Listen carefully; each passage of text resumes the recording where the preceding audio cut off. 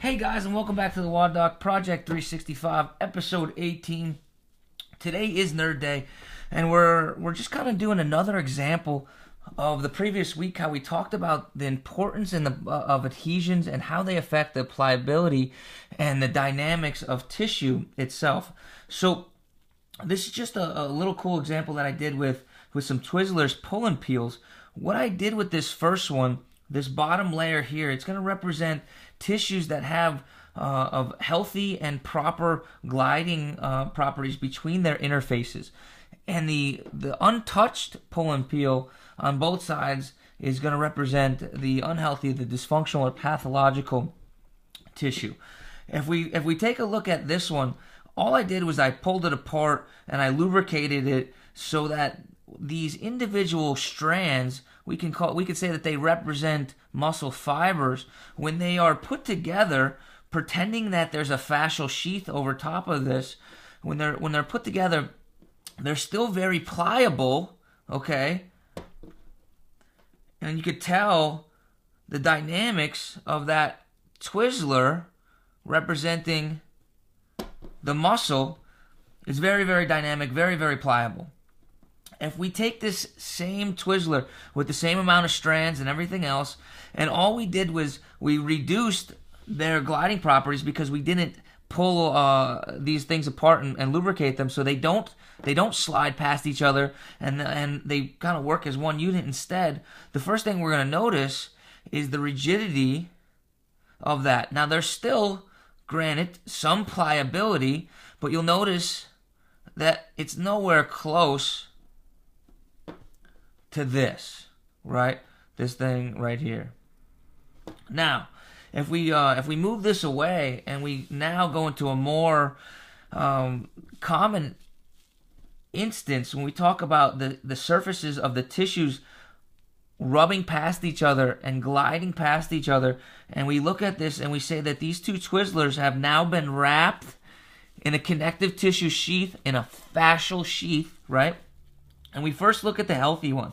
The first thing that you're going to notice is that if I wanted these two tissues to glide past each other, they can do so pretty easily within that sheath. Now, that in itself increases the pliability of that tissue. And you could tell just by the way that it hangs versus this one, which has not been lubricated, does not have a piece of cellophane in between it. So what it does, the first thing you're going to notice is how rigid that is. Yes, can it?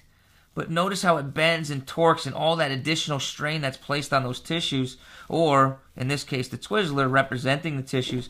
And not only has it increased the stiffness, but we can't get the tissues to slide by, the Twizzlers to slide by each other like we did in the example that we showed right here.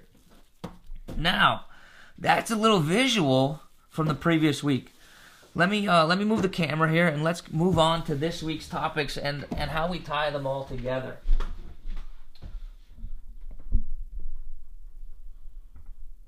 We got the board of knowledge here. And we're going to start off with just a little bit of a recap from the previous week. We talked about fascia and we introduced what fascia was. Remember, fascia itself is a dense sheath of connective tissue. It's made up of a protein called collagen, and it does everything from surrounding tissues and organs to muscles themselves.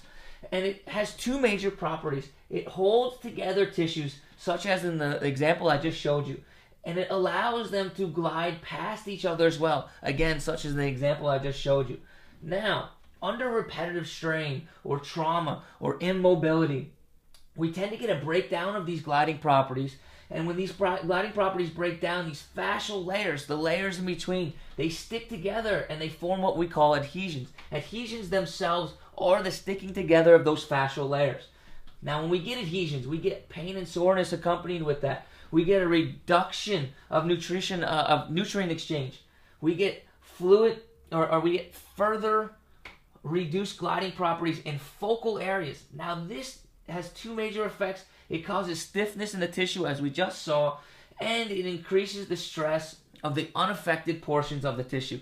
So what? What does that do? Well, that increases the likelihood of repetitive strain and or trauma, breaks down the gliding properties even further, and causes more adhesive properties to happen, and we can see how this can become a repetitive vicious cycle. So how do we break that cycle?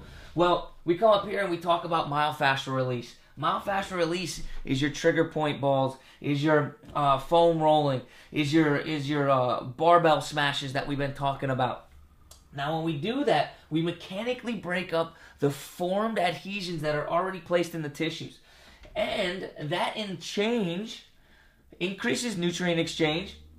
It restores, or at least begins to restore those gliding properties. It decreases the stiffness and the stress on the tissues. These three things all together, what they do is they decrease the likelihood of further repetitive strain and or trauma, thus destroying the ability for a bigger or more adhesion formation to happen, and helping the tissue gain or make traction towards normacy. Now, after we finish with our myofascial release, we need to put the icing on the cake. We need to do some stretching, okay? Now, when we stretch, what that happens is that we're able to calm and relax the tissue.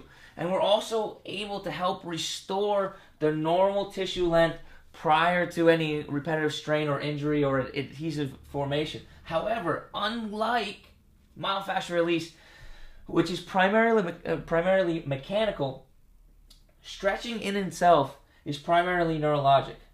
That, however, is not a topic for today, but rather a topic for the future. It is something that you're going to see on upcoming episodes of Nerd Day here at the WODdoc. So please stay tuned for that. And guys, until next time, until tomorrow, always remember, we're optimizing function to optimize performance.